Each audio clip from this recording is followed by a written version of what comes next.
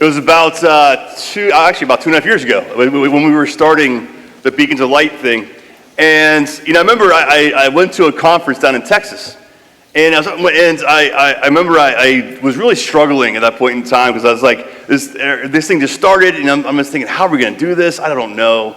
Am I up to the task? I guess time will tell, And so I was just really kind of had kind of a lot of prayer about what to do, how to do it, how it's going to work, all these things. And I remember when I'm down there, we had this getting ready for this time of adoration. And as I'm sitting there just praying about all these things of what's going on, what to do, how to do it, I don't know, these things. There's a person that ran across the aisle to the pew that I was in and put his arm around me.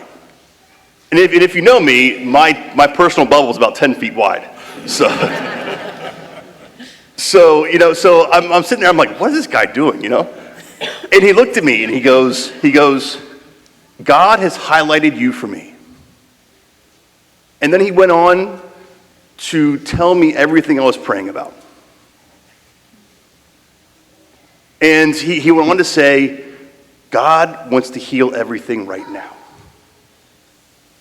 So just when we start adoration, God has told me to tell you to just pray about everything in front of the Eucharist and just tell him everything you need. He wants to heal it right now. And what was amazing is that as I was sitting there during this time of adoration, down in Texas, never met this guy before in my life, sometimes you kind of feel constricted, things are really kind of binding you, like holding you down and weighing you down. And all of a sudden, stuff just went away.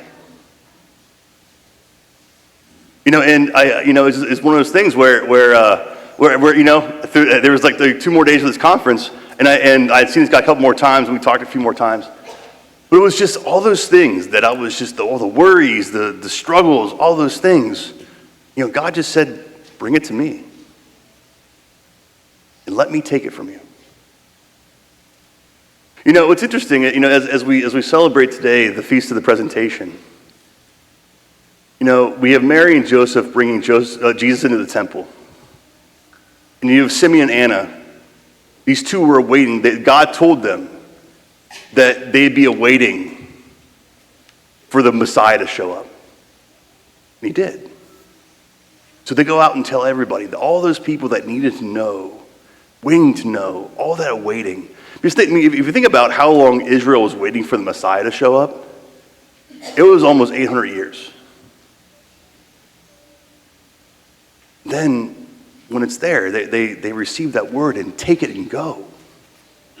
And as we celebrate the Feast of the Presentation of the Lord, as Mary and Joseph were supposed to, they brought Jesus in to be consecrated to the Lord. And in doing so, they hear from Simeon that Jesus is the light to all the nations. He's the light to all of nations and for the redemption of all of humanity. And Mary, they said, her sword will pierce her heart. Because of what Mary was doing. Mary was the one that was holding on to all of the hope for all of humanity. It all rested on her. God put all of the hope of humanity on her, yes. And she was the one person of the whole world, of all of humanity, of every person out there. She was the one that was holding up all of the hope for all of humanity. For all of us, every single one of us. For our redemption. And God willing salvation. And in doing so, that the response of Simeon and Anna, especially Anna, the prophetess who was in there, and next thing you know, she's going and telling all these people that the Messiah is here.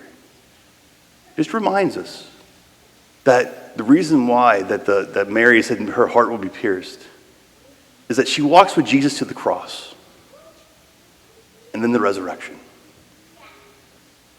So those two has taken on all of the experiences that we go through. Our hurt, our disappointment, our joy, our struggle. They take it on first. And they then lead us through that time of struggle and whatever it is to the new life and resurrection. They bring us through that. And if we think about it, it's many times we can look around in our world today and maybe not recognize the world today. Maybe like 20 or 30 years ago, it looked a lot different, And the question is, so how are we then called to affect this culture and this world around us? Because it seems like way too big for us to even try to think about how do we then affect and change the culture around us. But I think if we re-look at the scope of things and think about what is God actually asking us to do. God's not asking us to be like Mary, to hold on to hope for all of humanity. No. God is asking us a very simple thing.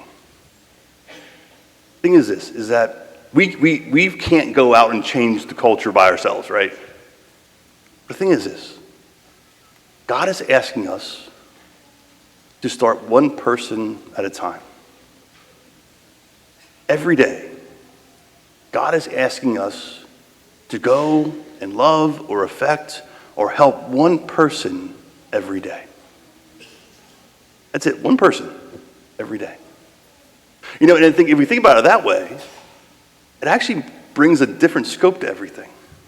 Because if you think about how many families in our family of parishes, like 5,500, something like that, some crazy number. Think about if every single person tried to love or affect one person every single day. How many people will that change? Well, hopefully hearts change in one day. 15,000? Now that changes the scope. Makes it a little more less cumbersome, It was a horrible sentence, sorry. The thing is this, is that each day, who is God asking us to maybe pray with, talk with, maybe help, give mercy towards? That one person every day. That changes things a little bit there. That's a little less, seemed like too big for us to do. But that one person. When we think about it that way, the more hearts we change one person at a time, the more people start to realize how much this light of Christ that came to the temple today is needed by every single person. How much in our own hearts we need that too, How much do we need that healing, that peace, and someone walking with us to help us find that new life. So on this day, maybe just start a prayer. Lord, who's that one person you're asking me to help affect love today? Have that prayer. Because God will show us. One person, God showed me that one person. Who's that one person that God is asking us to help each day? And it's amazing how fast that grows. When all of us are praying that same prayer. Lord, who are you calling me? Who's that one person today you're asking me to love?